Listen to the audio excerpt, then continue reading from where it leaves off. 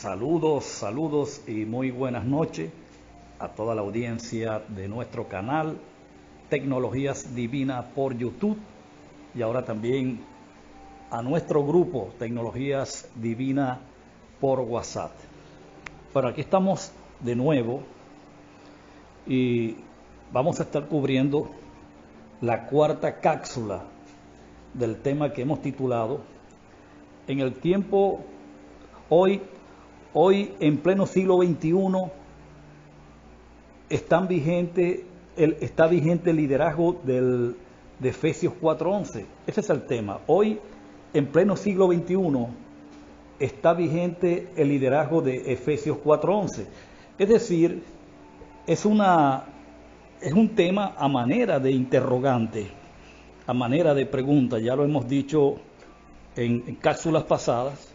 Lo estamos repitiendo porque esa es la forma como hemos formulado o planteado el tema. Ahora bien, Pablo fue muy específico, Pablo fue muy conciso, muy preciso y exacto a la hora de indicarnos hasta dónde eran los términos o el término de la función de la actividad del liderazgo de Efesios 4:11. Claramente lo dice, incluso Pablo se incluye porque dice hasta que todos lleguemos, se está incluyendo, siendo él uno de los apóstoles principales, siendo él una de las, unciones ministeriales con mayor fuerza, con mayor luz, con mayor revelación, con mayor iluminación y conciencia, para trasladar, para llevar juntamente con el resto de los ministerios que si bien fueron asistentes al ministerio apostólico de Pablo, igualmente lo hacían también los 12 apóstoles del Cordero. Era trasladar los apóstoles o los ministerios, este liderazgo compuesto de 5 ministerios que se mencionan en Efesios 4:11, servían en el cuerpo de forma metafórica las mismas funciones o actividad que ejercen las articulaciones en nuestro cuerpo. ¿Ok? Las articulaciones o coyunturas, que es llevar los nutrientes, llevar las vitaminas a todo ese sistema óseo, que son los huesos, para que el cuerpo pudiera crecer articulado, acoyuntado en amor, en la estatura, la medida de la plenitud de Cristo. Es decir, la actividad ministerial, la actividad del liderazgo de Efesios 4:11 tenía clara su conclusión, y era que una vez que la iglesia migrara, transicionara en su entendimiento, dejara de ser asamblea para convertirse en un cuerpo, y no cualquier cuerpo, fue el cuerpo de Cristo. Desde allí, por supuesto que la actividad ya tenía un indicador de su culminación, y ellos salían del escenario, porque piense por un momento, ¿qué sentido tiene usted que es papá o usted que es mamá? ¿Qué sentido tiene seguir conduciendo, dirigiendo o guiando a sus hijos cuando ya estos son hombres y mujeres hechos y derechos, cuando ya ellos tienen formado sus hogares independientes y tienen sus propios negocios y han aprendido a vivir por sus propios medios, han aprendido a sobrepasar toda circunstancia, adversidad de la mejor manera? Y mucho de esto conllevó, los conllevó, fue ver el ejemplo de sus papás. Ahora, ¿qué sentido tiene que unos padres conduzcan a sus hijos cuando ya son mayores, cuando ya ellos son guías de otros? No tiene ningún sentido. Es la misma función, es la misma actividad, que tuvieron los ministerios, el liderazgo de Efesios 4:11, guiar a la iglesia en su jornada migratoria de ser el cuerpo de Cristo, abandonar lo que es la idea de asambleas y convertirse en un cuerpo, acoyuntarse, amalgamarse, adherirse, sentir ese flujo divino, sentir ese fluir sobrenatural de Cristo y su cuerpo echando raíces, formándose en todos y cada uno de los miembros que en amor estaban articulados.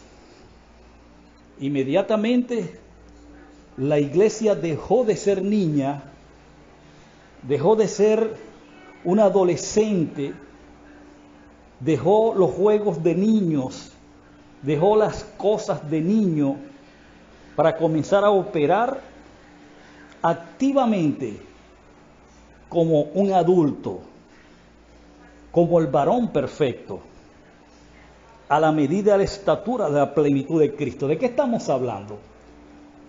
Una vez que la iglesia dejó de ser la iglesia, dejó de ser esa estructura o institución infantil, inmadura, sujeta a tutores, sujeta a dirigentes, a conductores, a mentores, a líderes, y avanzó, creció a un ideal, a una meta, arribó a la cima de su propósito, como lo fue, repito, crecer a la estatura, a la medida y a la plenitud de Cristo, al punto que ya no tenía ninguna razón, ninguna necesidad de seguir siendo guiados o conducidos por este liderazgo de 5 ministerios.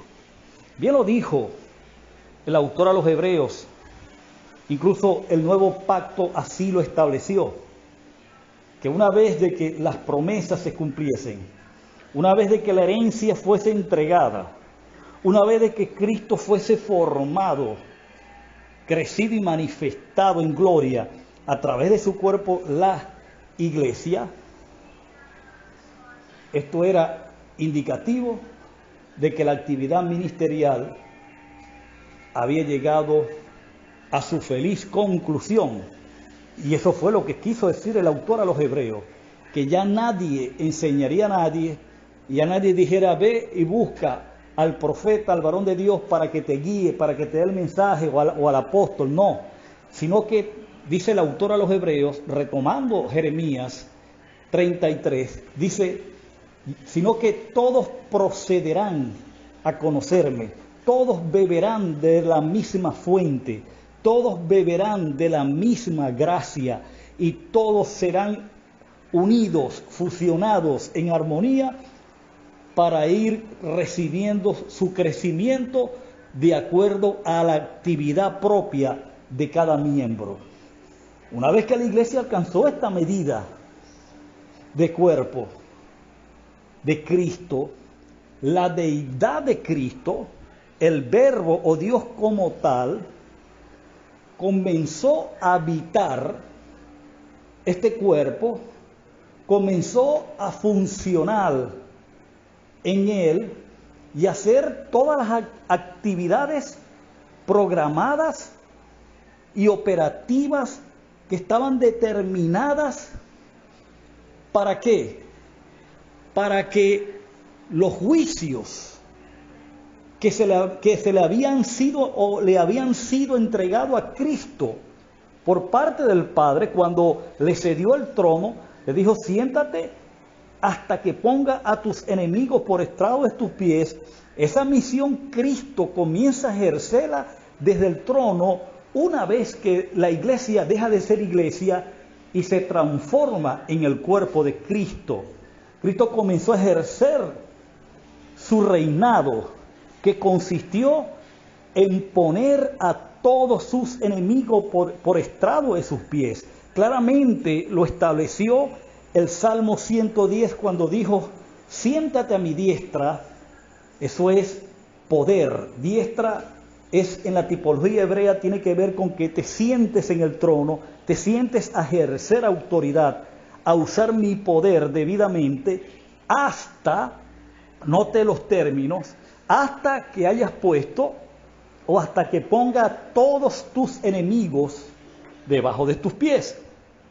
Ahora, 1 Corintios 15, versículo 24 en adelante, da un detalle interesante. En el Salmo dice, tu pueblo se te ofrecerá en el día de tu gloria, haciendo referencia a la iglesia como el cuerpo de Cristo. ¿Ok? Pero el autor a los Corintios, Pablo, dijo claramente que una vez que el postrer enemigo fuese quitado, fuese sofocado, subyugado y puesto prisionero debajo de los pies de Cristo, que fue la iglesia, entonces cesaría ya su reinado y él mismo se pondría en conexión con toda la divinidad para ser uno solo y no varias manifestaciones, sino una sola manifestación de toda la plenitud de Dios desde el año 70 después de Cristo para acá en todos los seres humanos. ¿Qué nos indica esto? Esto nos indica de que satisfactoriamente la iglesia migró, transicionó a ser el cuerpo de Cristo. La iglesia dejó de ser iglesia desde hace rato, durante el primer siglo. La iglesia dejó de ser iglesia aproximadamente en el año 50 después de Cristo. Fue cuando comenzó a transformarse mediante una metamorfosis en el entendimiento al cuerpo de Cristo. Fueron migraciones y transiciones mentales de entendimiento para poder servir de acceso a esa plataforma poderosa y gloriosa como lo era el varón perfecto, el Hijo de Dios, ejerciendo su reino desde el trono para la tierra. En ese momento los ministerios desaparecen. En ese momento los ministerios pierden su vigencia durante el primer siglo porque la iglesia se convirtió en el Hijo de Dios. La iglesia se convirtió en el Verbo de Dios. ¿Sabe por qué? Porque se convirtió en su cuerpo. El misterio de Dios que estuvo oculto y escondido en otras generaciones, no solamente fue revelado, como lo dice Pablo en Romanos capítulo 16, versos 24 y 25, no solamente fue revelado y manifestado a todas las gentes del mundo de aquel entonces, según las escrituras proféticas, sino que usted se lee después, años después, unos 10, 15 años después, usted ve a Juan inspirado y bajo la unción del Espíritu, escribiendo en Apocalipsis capítulo 10, versículo 7, diciendo estas palabras. Por tanto, cuando comience a sonar la séptima trompeta, el misterio de Dios será consumado conforme se le dijo a los profetas. Es decir, que es el mismo pasaje, solo que cuando Pablo habla sobre el pasaje, decodifica el contenido de ese secreto, ese misterio de Dios, que no fue otro que Cristo la cabeza y la iglesia su cuerpo, con relación a esa relación, esa unidad de fusión, sino que Apocalipsis, años después, lo deja más claro. 10, 12 años después, dice que el misterio había sido consumado. O sea, ya cuando Apocalipsis se está escribiendo, señores, hay un liderazgo, pero es un liderazgo que ya está quedando totalmente inactivo, está quedando totalmente obsoleto para la actividad que se estaba efectuando en aquellos momentos cuando se está escribiendo el libro. El libro de Apocalipsis no es un libro escrito cronológicamente.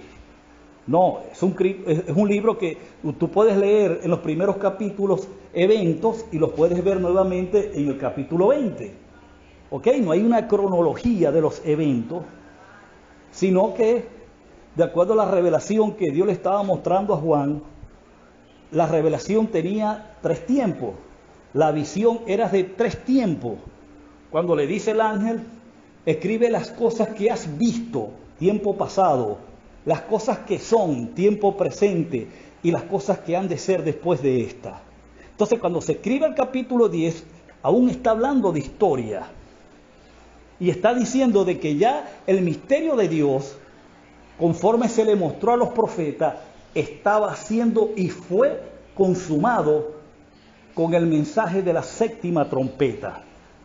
Bueno, de esta manera yo le concluyo con esta 4ª cápsula de este gran tema importante, como lo es. Está hoy en pleno siglo XXI vigente el liderazgo de Efesios 4:11. Entonces, de esta manera culminamos esta 4ª cápsula y espera la próxima, que en breve la tendrán disponible. Feliz y bendecida noche.